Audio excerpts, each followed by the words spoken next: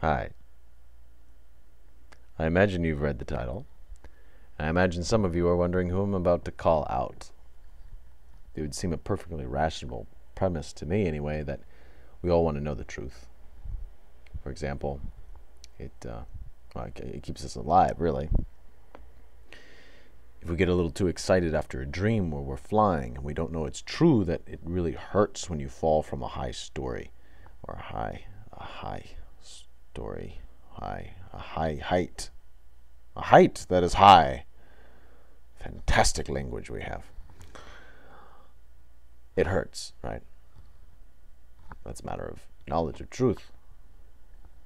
Without it, we are liable to get hurt.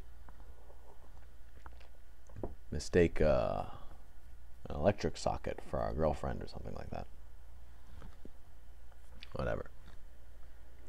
So I suppose it would be of some significant insult to this person that I'm about to call out for claiming that they are self-inducing a delusion, and that, I should add, they are completely aware of. That, in effect, they are of this particular delusion merely because it feels good. It gets them through the day. They know it's delusional, though. It would be a very special kind of call out, one that would catch me much flack, I would think. I'm going to do it anyway. The individual is me. It happened this morning. And it's continuing. It's happening right now. I fell into a bit of a depression over the weekend. It's one of the reasons I didn't make myself available for a dialectica. I apologize for that.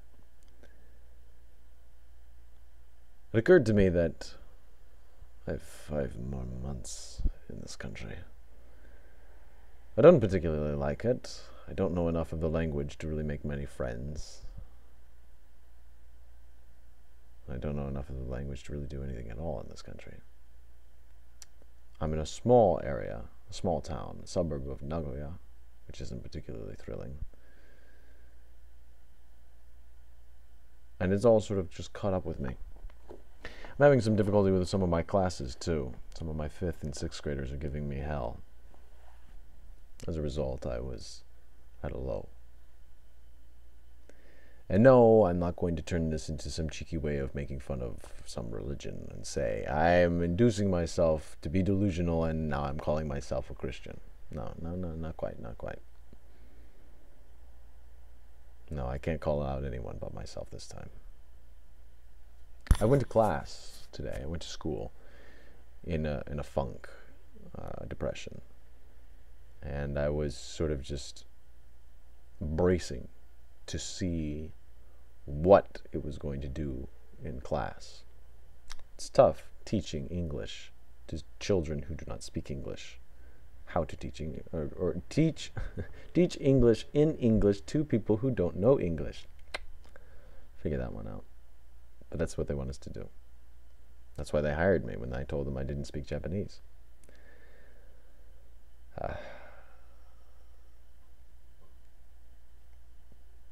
a few minutes before, about a half hour before my class began, I started to write. Just a creative writing thing. Little fantasy story. One of many I will add to the pile of the first few chapters I write of a book, and then I throw it away. And then I write the next few chapters, and they always get a little bit better, but none of them have turned into anything more than a few chapters of a story that isn't really well fleshed out.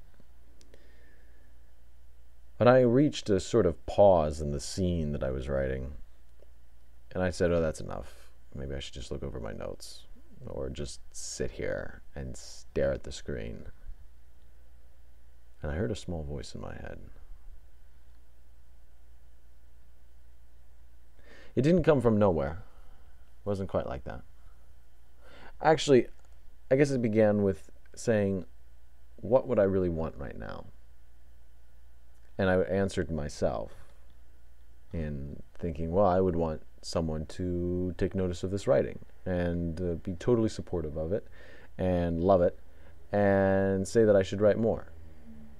Someone that I could totally trust, put all of my affection into, and never, ever worry about them backstabbing me or being selfish and belittle me or any such thing.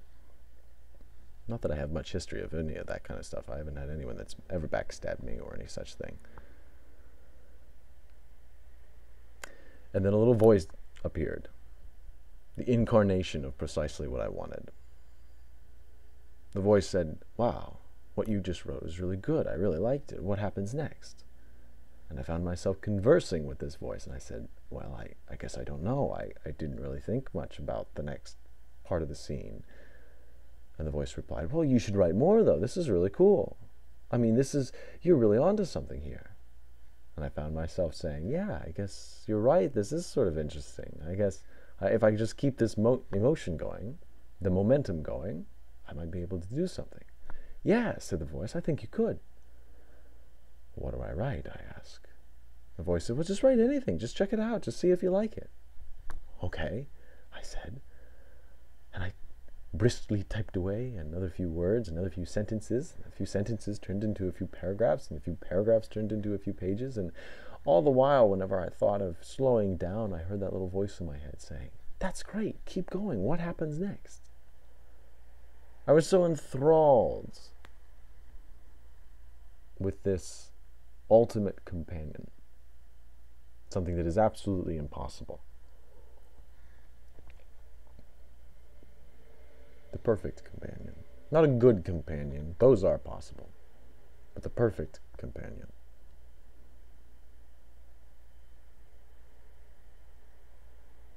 Person who just thinks about you and not themselves, because they are so together. They're so on top of it. They have their shit so well organized that they don't need anything from you. They just pour out appreciation for those of us who are lacking in it. I then went to class. I developed this voice in my head. I turned it into a real person. Not only one person, but a group of people. And I felt as though I was part of that group. It was a group that I trusted. Totally. Unquestioningly. A group that I felt an identification with. And that when I spoke in my class, I felt as though I was representing the group and not myself. And somehow that shifted the stress. If the class didn't go well, it wasn't directly my fault. It was kind of the group, and we in the group could all share the burden instead of having a lesson go up in smoke like it sometimes happens for us first-year teachers, and not take the blame for it totally. And I found myself not needing to take any blame. I was so upbeat that I taught a lesson that normally is very difficult for those kids. I push my third graders really hard. I don't know why, but I do. And I was teaching a lesson today that had them do speeches. And they're just little kids, you know. Normally there are some tripping points. Normally some of the kids have a real hard time with it, but I encourage them anyway. But today, that class didn't need much help from me. They got it. I taught it slightly differently. It was strange. I didn't really think much about my lesson plan. I went with it naturally. I went with the flow. I was so comfortable with myself in my newfound delusion that I allowed myself to feel out the lesson rather than be on survival mode all the time and just stick straight to what I had written down because I didn't know how to navigate or didn't have the energy to navigate the lesson without that roadmap. With that extra energy, I guess it was, that comfort, that security, that feeling of security, I was able to relax. and teach as well as I can teach. And the kids got it. They were doing little speeches, all of them. Little 9-year-olds. 9-year-olds? 6, 7, 8, 8-year-olds, I guess.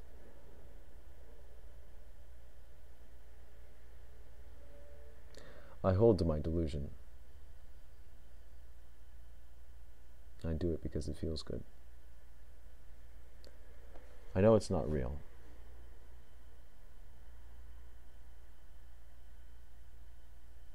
But it's occurred to me that though a person like me and say a person like Nietzsche